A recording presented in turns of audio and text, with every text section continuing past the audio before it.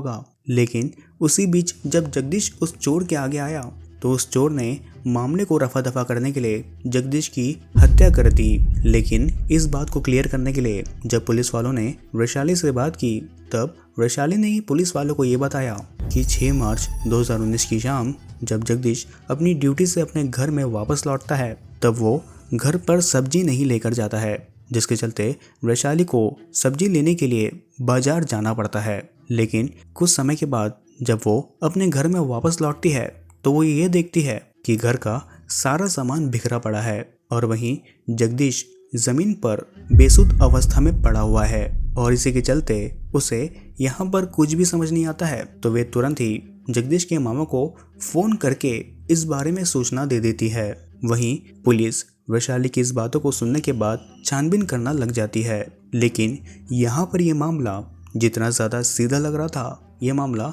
उतना सीधा बिल्कुल भी नहीं था और इसी के चलते पुलिस उस अपार्टमेंट के आसपास की सीसीटीवी फुटेजेस को खंगालना शुरू कर देते हैं। वहीं पुलिस वालों को यह पता चलता है कि वैशाली ने जो कुछ भी पुलिस वालों को यह बताया था वो सारी की सारी बातें झूठी थी, क्योंकि पुलिस ने आसपास में मौजूद जितने भी सीसीटीवी कैमरा थे उन सारे कैमरास की फुटेजेस को जब पुलिस वालों ने देखा तब पुलिस वालों को यह पता चला कि उस शाम जगदीश के नए फ्लैट में कोई भी अनजान व्यक्ति नहीं आया था। और वहीं जगदीश के घर वाले भी अपनी शक की सुई को वैशाली की ओर करते हुए पुलिस वालों को ये कहते हैं कि हम सारे लोगों का शक वैशाली की ओर है। तभी पुलिस इस केस के चलते इस केस को दूसरे एंगल से इन्वेस्टिगेट करना शुरू कर देती है। सबसे पहले पुलिस वालों को इंतजार था पोस्टमार्टम रिपोर्ट का, जो कि 2 दिनों के बाद पुलिस वालों को मिल भी जाती है। वहीं रिपोर्ट मिलते ही